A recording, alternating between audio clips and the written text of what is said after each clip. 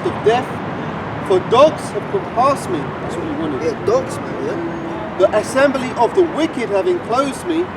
They have pierced my hands and my feet. Yeah, man. And when you check it, right, the hand really starts here, man. That's where the hand starts. And when they crucified you, because when you got to check it, crucifixion is basically you're balancing your way up to your death, man. Because your weight is disproportionate, man. Alright, nobody's meant to be upright, hanging in the air off their arms and legs, man. You can't. So basically, what you're doing is you're sinking in, you're suffocating. You gather some strength, you pull yourself back up. You sink in, you suffocate, and you do that up and down until you just die, man. So sometimes people could be crucified. The process could take 3 to 4 days, man. Alright, but the way they did the law, man, it was so hideous. He was done in 3 hours, man. You know. And they were Pilate was surprised by that. You know? Well, he shouldn't have been for the way they fucking whipped him. Of course the man's gonna die quick, man. You know? So it says they put nails in my hands and feet. How it would happen is they would nail, there's a little, because there's the prophecy, not one of his bones shall be broken. In this part, the connecting joint, this cartilage is very juicy, right? There's a lot of cartilage fluid and blood here, and it's fleshy, right? So what happens is they nail you here, and with you going up and down on the cross, it rips all the way into your palm. So the nail, it travels. So when Yahushua appeared, I was talking about it earlier, when he appeared before the disciples and he showed them his hands and his feet, it's not like some circle hole here, it's a nasty rip gash all the way from here to the middle of your palm, man. You know, that's the hole that is in your hand, okay? Right? So it looked more like a straight line type of thing, you know? Just gashy hole in your flesh, man. You know, that's what they did to Yahushua. And if I may say something, these Edomites have the audacity to say that God came to save everybody after what the Edomites did, not only to Yahushua but to our people in 70 AD, the destruction of the temple. All its sacrifices swine's flesh on the altar and shit, and you still think that you're going to get a free pass from the Most High? What's that? That's it first, was it? Maccabees, I believe. Yeah, it does mention it in Maccabees, that they sacrifice swine's flesh on the altar, Pull that. Can't. And then we go and come back. So essentially, then that's you're gonna have to pay, man. You're gonna have to pay, you fucking Edomites, man. Alright? You are now changing gears. You are the devil, man. And we're gonna prove to you how you are the devil and how you thrive of doing the wrong fucking thing, man. You thrive of violating people, man. Esau actually gets a kick out of violating. Yes, that's right. Yes, right. That's right. Like they know that you and your people don't get down like that, so I'm gonna come in your land and get down like that. Right. Just to piss you off. You damn devil, man. You thrive of inconveniencing people, man. Alright? So here what? You're gonna have to pay the punishment for that, man. Alright? That's why the scripture says, I will recompense them for the controversy of Zion, man. Because you came up and you inconvenienced our people, man. And you thrived off that. You got a kick out of it, man. Alright? Right. You got that? Yeah. So, start from verse 41 to get to the point, right? First Maccabees 1 and 41 says, Moreover, King Antiochus wrote to the whole kingdom that all should be one people and that everyone should leave his lords. So all the heathen agreed according to the commandment of the king. And there's no new thing under the sun, because that's what they're trying to do now. Yep. What's that? The New World Order, man. Yeah. These fucking Edomites, man. That's why we have our speculation of who's coming back and stuff. But it's like, the spirit that's within you people, that's what you want to do, man. Yeah. You want to, it's divide, conquer, and then unify under your bullshit. Yeah. That's your agenda. You know? Right? Yea, many also of the Israelites consented to his religion and sacrificed unto idols and profaned the Sabbath. That's the same niggas that were saying, let his blood be on us and our children, man. We have no king but Caesar. That's them. It's the same spirits that come back doing the same shit. If you're a scoffer then against the Lord, you know, you're going to be on the same side of Esau when they're trying to push their agendas, man. It's like my man the other day with the meter. You know? It's the same spirits coming back, man. Yeah, he was probably there, man. Yep. Jesus. Yeah. Fucking bullshit, man. Go on, huh? Right.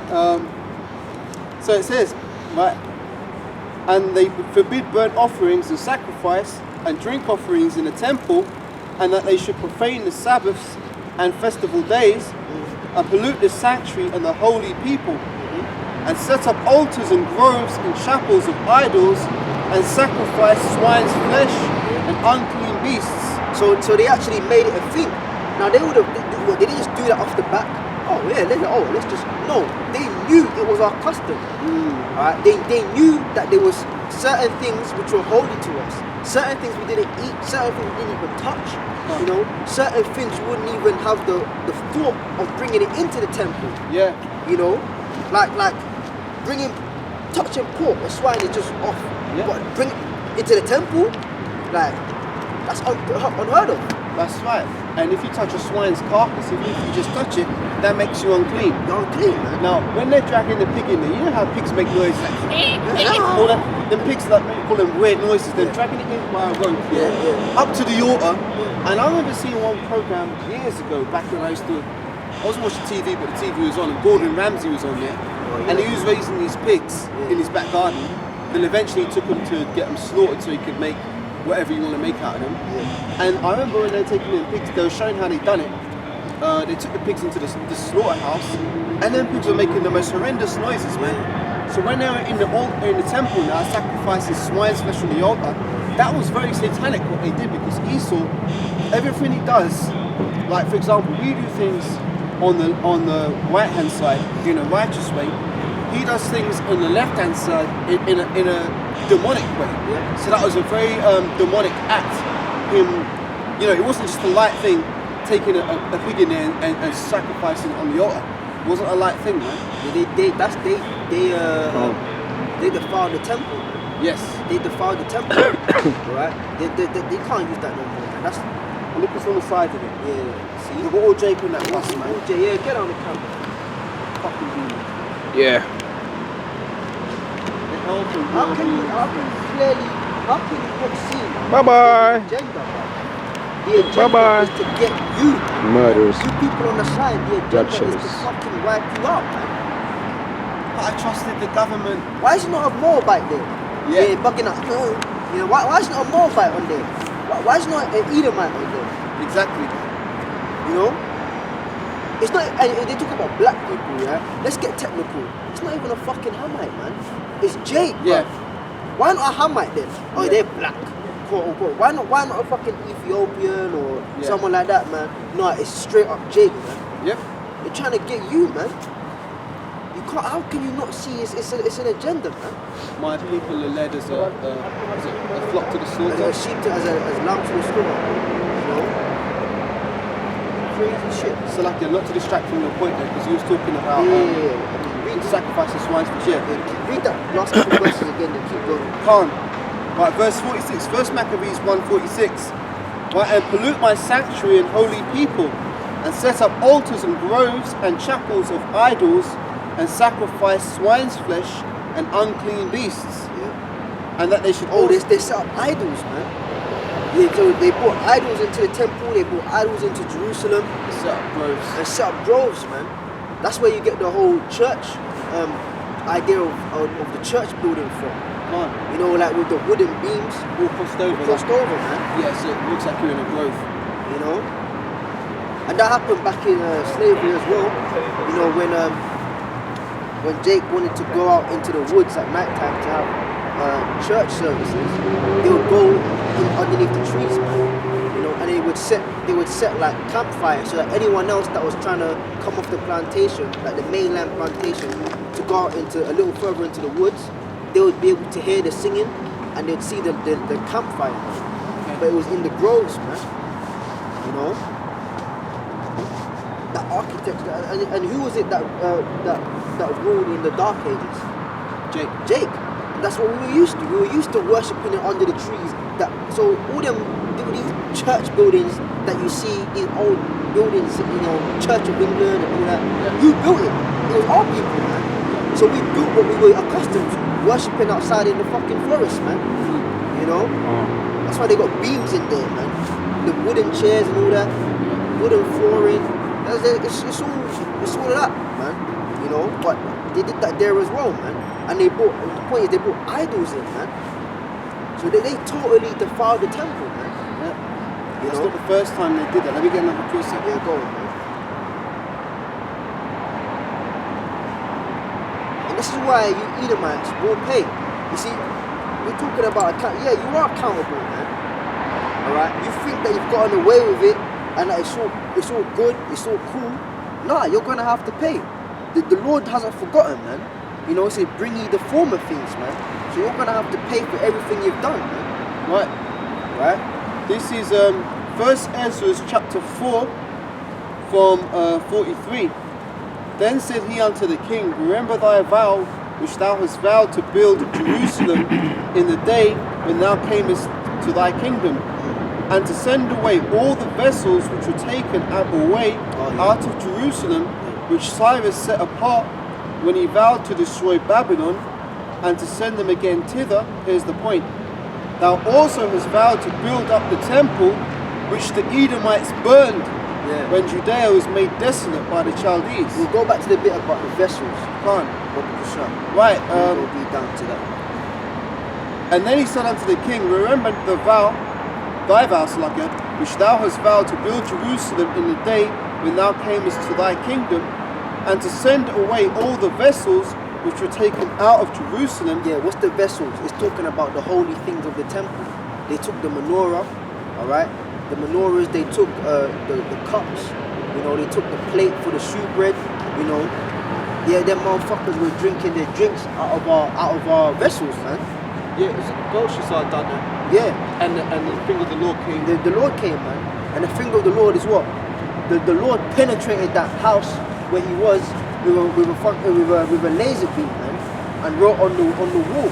I believe it was mini tekel ufasin, which means thy days are none. Thou art wanting. How's it going, man? Thou weighed. Thou have been weighed in the balance and has been found wanting. You know, mini tekel ufasin, something like that. Alright. So yeah, man. It's the exact same sentiments to this very day. Alright? You know, you Edomites have been weighed in the balance and you're very much found wanting, man. Right? Keep going on that one. Right. Yeah, it says, because all the holy things, when you get into the law, all the holy things had to be consecrated, man. So once it's been consecrated, it becomes a holy item. Yep. And it's now used for the service of the temple for Yahweh Bashem Yahushai. So when you defile that, you're defiling something that's been set apart, which is to be made holy, something that's been blessed for a certain purpose, man. Yeah. You know? They desecrated it. What? So you Edomites have no fear, man. No fear whatsoever. Right, it says, and thou hast also vowed to build up the temple which the Edomites burned when Judea was made desolate by the Chaldees. Were you in Maccabees, Salaka? Let me see if I can catch up a bit. Maccabees. I'm in 1 Ezra 4 and 45. Alright. I was in 1 Maccabees before. Yeah. About the swine's flesh. First Ezra 4, yeah? Alright. 4 and 45. Yeah, so they burned the temple down, man. You know. So what do you think, Esau? You think you're gonna get you see, the reason why the Lord is allowing Esau to continue to rule is because he has to hit that mark. Yep. He has to hit that mark of alright, cool, fuck it, enough's enough, man. Alright? But that's been going on from day one. That's been going on since Cain. Yep. Okay? Right? You know, and along the way there's been certain things you've done. Everything you do is a fucking violation and an inconvenience. But there's certain things you've done which is taking a fucking piss. Alright? That's one of them. Yep. That's one of the things about it. And as the brother rightly said, when you get into the history, it's not the only time he did it. Alright?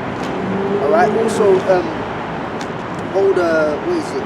Matthew 24, where it speaks about the siege of Jerusalem. Alright? And also, for those of you Edomites who like to say, oh, but I didn't do that. That was my ancestors. Well, guess what? Even if you was there, you were saying, raise it. Yeah. So you were all as one. You wanted to see our nation destroyed. And you were like, celebrating that shit, man. You made, what do they call it? Was it Ark of Titus? Ark of Titus. Ark of Titus. You have coins commemorating the destruction of Judea. Yeah. You know, so you loved that, man. Right. This is why we had Matthew 24. This is why we had the temple currency, if you will, compared to the Roman denarius, right? Because you know the scripture says 3 times a year you shall come before the Lord, come into Jerusalem, come before the Lord. The wicked ones of the Pharisees, it wasn't wicked, but the wicked ones of them manipulated it to where when you came into Jerusalem, right? The scripture says in the law, you shall not appear before the Lord empty-handed. So you have to come with an offering. Tithes. And if you came with a tithe, it was what? The half shekel of the temple. Okay. Right? So when you came with the half shekel of the temple, you might not have had a shekel, you might have had a Roman denarius. That's where you get the money changes from. Okay. The tables. So you would go to the priests and the scribes and the Pharisees and whatever, and you bring your denarius or whatever, and they would change the weight for you. That's why the scriptures the prophecies in Jeremiah, I believe, it talks about the unjust balance. Yeah. You know, that's why Yahushua went up in the temple and flipped the table over. Because they were changing it into a place where they're making money. Making money, but what they would do is they would manipulate. See, as the apostles were getting to, they would make a false weight.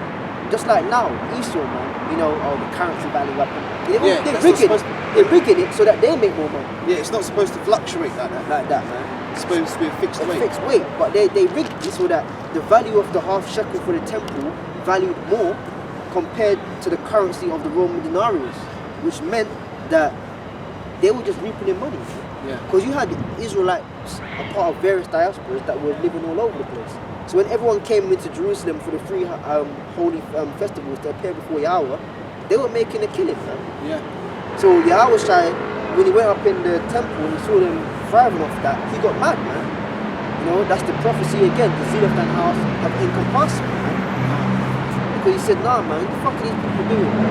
You know, and he made a whip and whipped them out and overchanged it.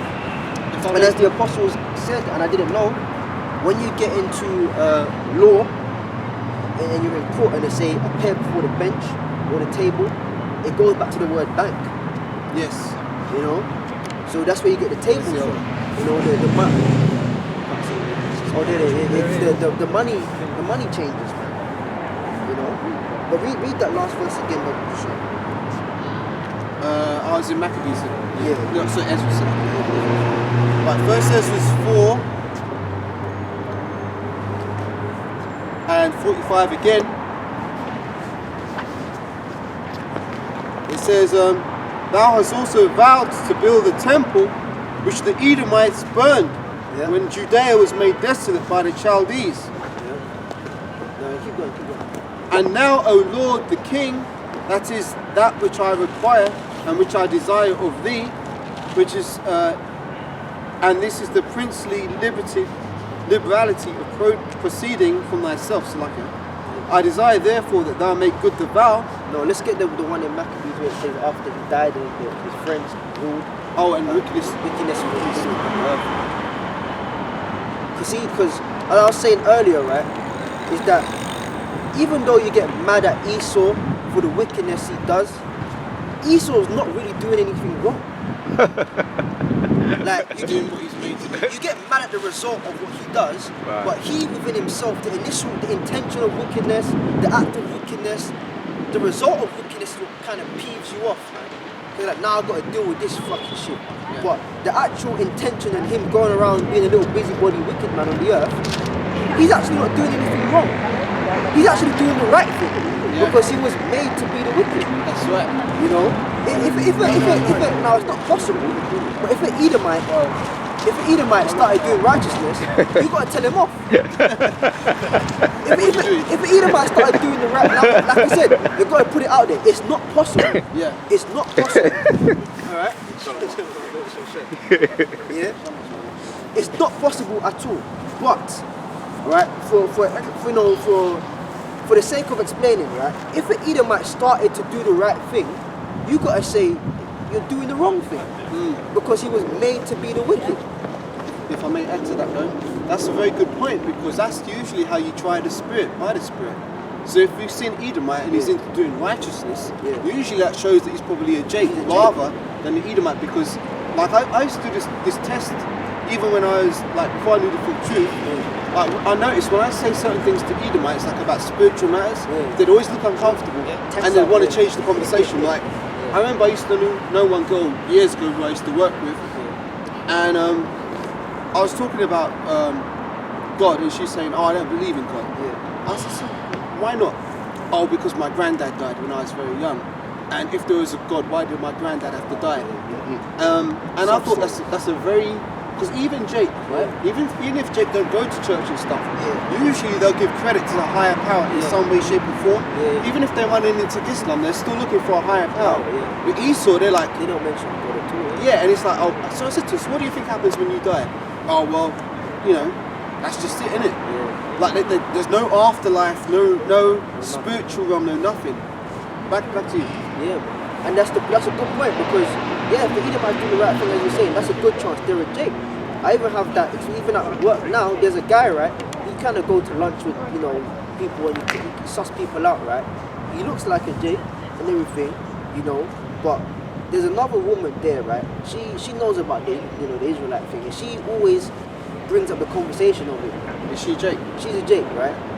And it's like, the Edomites get uncomfortable, but then they're more willing to even talk about it a little bit. But this one so-called black man, he makes it his business. Whenever she talks about spirituality and the Bible, he talks about football. And he gets tense, man. I suss this speaking, "Oh yeah, well, I'm talking about God." Anyways, Arsenal, man, he literally. Right. He's a tear, man. He's a tear. But then I have a friend from the world, right, that I knew back in school, straight up white boy, but he's always asking questions about God. And then when I found out, I went to his house one time and, kicking it or whatever, they're Irish. Yeah. He's a straight up Jake, but he looks like a white man. So once again, it's not about the colour, so to speak. It's about the spirit, man. Yeah.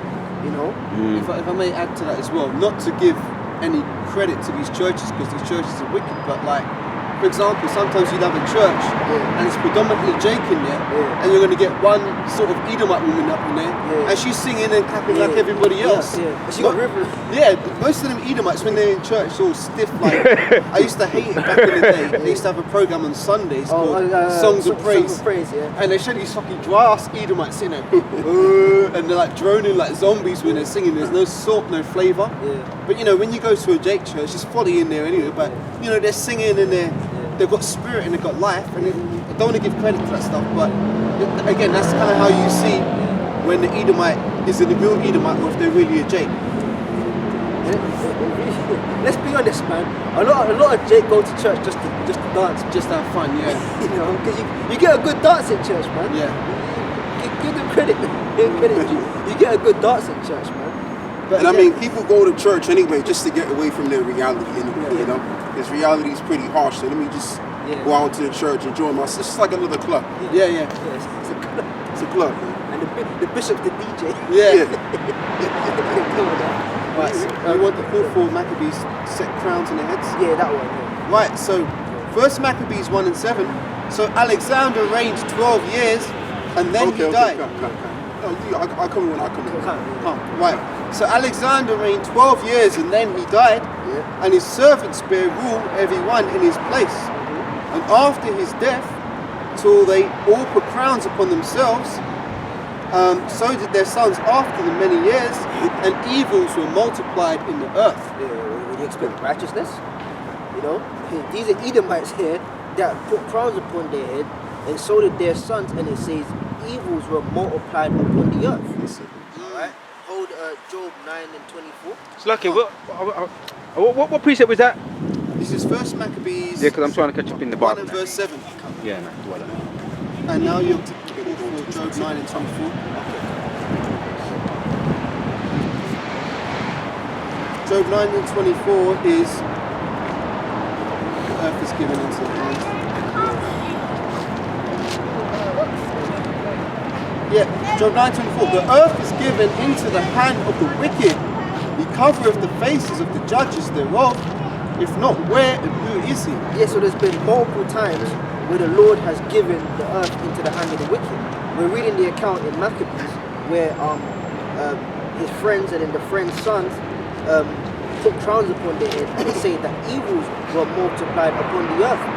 You know, so who really gave them that power? It was the Most High that gave them the power to rule over the earth in their various regions, what they occupied, and evils were multiplied. Man. So as we just read in Job, the earth is given into the hand of the wicked. Man. The key point is given. So when you give the earth into the hand of the righteous, what do you expect? Yep. Righteousness, peace, you know, the earth to flourish, you know, good business, good social life, good everything, which is what we're going to have in the kingdom. But when you give the earth into the hand of the wicked, voila, this is what you have. You know, behold, I give to you Esau's kingdom. Gone. Death, destruction, you know, not the water's messed up, the food's messed up, the land's messed up. The very air you breathing is messed up. Everything's messed up, people, you know. If I may, as the ruler of a city is, so are they that dwell therein. And the wicked walk on every side when the vilest men are exalted. The scripture says, when the wicked rule, the people mourn, you know. So Proverbs 29. Proverbs 29. you see, so as we keep saying, everyone has their lot, man. As well as individuals having their lot, so do people, so do nations, man. Nations have their lot. For example, Hamites, man.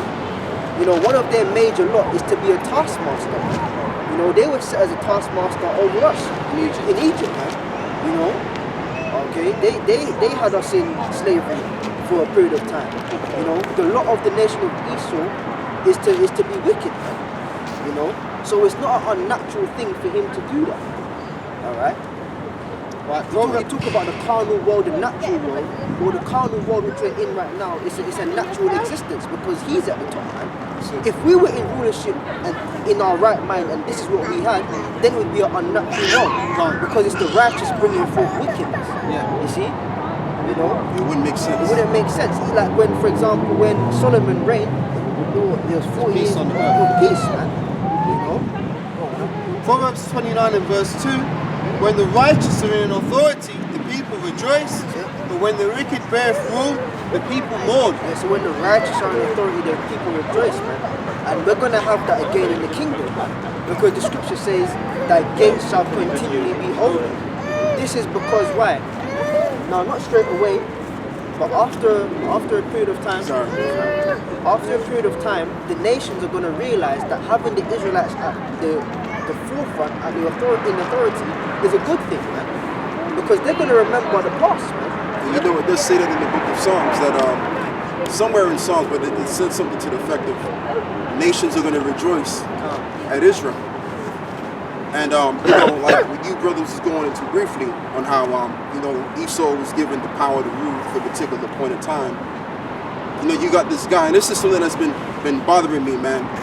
I'll say late this week, even though it's an old article, but I got an article that I want to go into of Jeff Bezos and how he's going on the quest to try to inactivate this idea of everlasting life. You know, and basically, according to the scriptures in the book of Job, it says that the wicked and the joy of the hypocrite is but for a moment. So this man was not supposed to go for eternity. This man was supposed to go for a particular point in time and show a level of what wickedness is all about, and show a high level of wickedness at the very end of the world. But through that, can you really get life? No, you can't get life. You can only but get death. You can only but get short. Let's read this? Yeah. Right, so this is from a site called UTG, and the title is Jeff Bezos' Quest for Eternal Life. Yeah.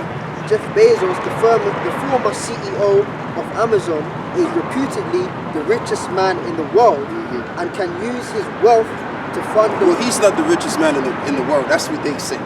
Going on. So like, I just clocked that because last week they were saying Elon Musk is the richest man in the world. Yeah.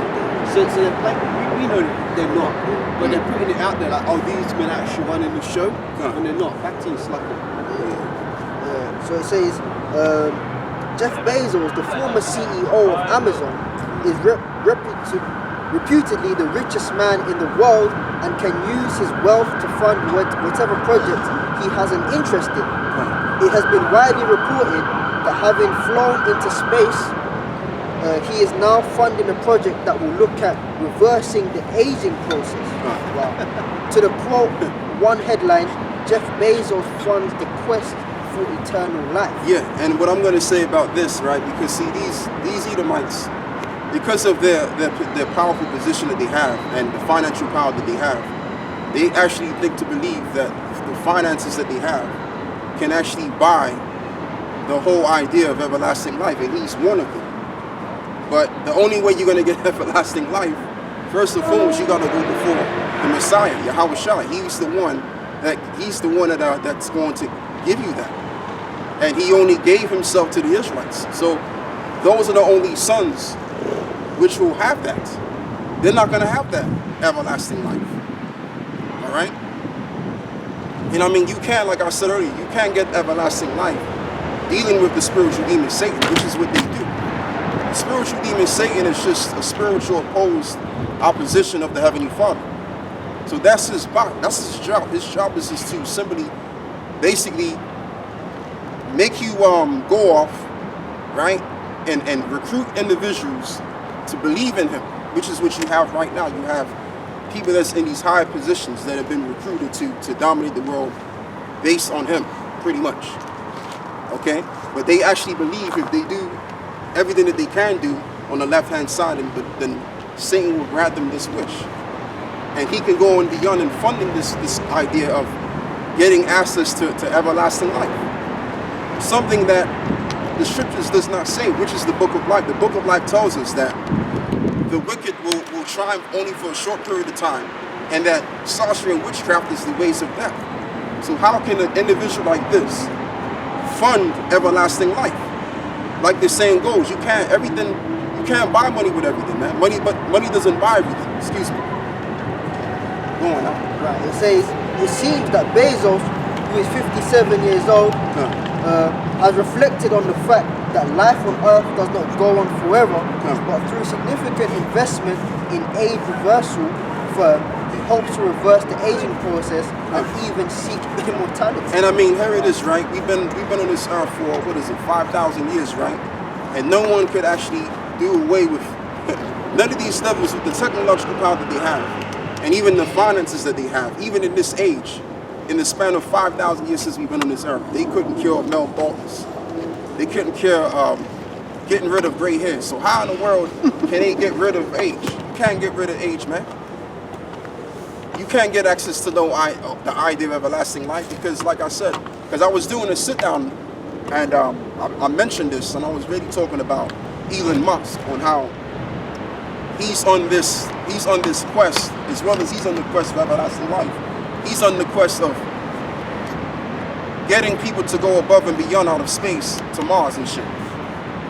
Come on, man. Like these guys, they actually believe and think that eventually one day they'll transcend into immortality. But that's not the case. Okay? Because that's for the saints of Israel.